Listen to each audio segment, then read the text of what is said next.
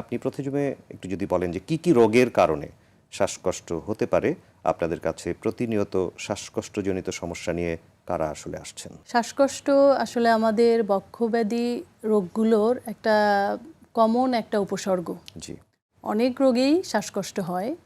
আমাদের ফুসফুসের যদি শ্বাসনালীর সমস্যা হয় তাহলে হতে পারে, যদি বায়ুথলিগুলোতে কোনো রোগ হয় তাহলে হতে পারে, আবার ফুসফুসের যে রক্তনালী আছে সেখানেও যদি সমস্যা হয় তাহলে হতে পারে, আবার আমাদের যে বক্ষপিঞ্জর আছে তাই না, যার ভিতরে আমাদের ফুসফুসটা থাকে, যে একটা হাড় দিয়ে তৈরি, মাসল দিয়ে তৈরি, সেখানেও যদি সমস্যা হয় তাহলেও দেখা যায় শ্বাসকষ্ট হতে পারে। তাহলে আমাদের শ্বাসনালীর যে সমস্যাগুলো সেগুলোর মধ্যে প্রধান যেগুলো আসলে মানুষ আক্রান্ত হয়, যেমন সব বয়সেই দেখা যায়, একটা হলো যে অ্যাজমা, যেটা বলা হয় বিভিন্ন অঞ্চলে বিভিন্নভাবে একে আবার আখ্যায়িত করা হয়। কোথাও হাঁপানি, কোথাও টানের সমস্যা, এগুলো বলে থাকে।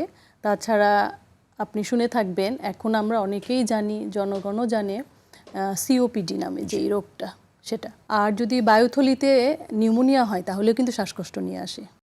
সেখানে যদি ডিপিএলডি নামে একটা রোগ আছে, যেটা হচ্ছে বায়ুথলির যে ওয়ালগুলো আছে সেখানে আক্রান্ত হয়, তো সেটা হলেও শ্বাসকষ্ট নিয়ে আসে। আবার এমন আছে যে আপনার শ্বাসনালীতে সমস্যা নাই, বায়ুথলিতে সমস্যা নাই, কিন্তু ফুসফুসের যে একটা আবরণ আছে যেটাকে আমরা প্লুরা বলি, সেই আবরণের মধ্যে যদি বাতাস জমে, যদি পানি জমে, তাহলেও কিন্তু শ্বাসকষ্ট নিয়ে আসবে।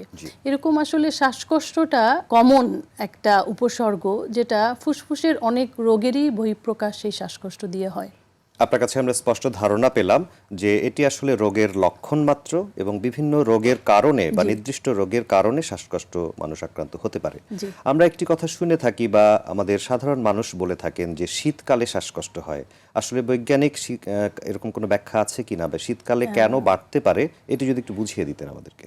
এটা অবশ্যই, হ্যাঁ, সেটা হলো যে আমাদের হসপিটালগুলোতেও আমরা দেখি যে আউটডোরে এবং ইনডোরে শীতকালে শ্বাসকষ্টের রোগীগুলোর ভর্তি বেড়ে যায়, বা আউটডোরে এসে দেখানোর প্রবণতা বেড়ে যায়। শীতকালে আসলে আমাদের যে শ্বাসকষ্টের রোগীরা আছে তারা নতুন করে দেখা যায় শ্বাসকষ্টটা একটু বেড়ে গেল, হয়তো তার এটা কন্ট্রোলেই ছিল, কিন্তু শীত আসার সময় তার শ্বাসকষ্টটা বেড়ে গেল, ডাক্তারের শরণাপন্ন হয়। এগুলো হয় কি, যে শীতকালে ঠান্ডা যে বাতাসটা সেটা শ্বাসের সাথে যখন নেওয়া হয়, এটাও আমাদের শ্বাসনালীকে, আমার বায়ুথলিকে আঘাত করে বলা যেতে পারে।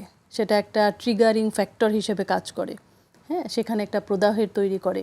সেজন্য দেখা যায় যে ঠান্ডার মধ্যে এটা হচ্ছে।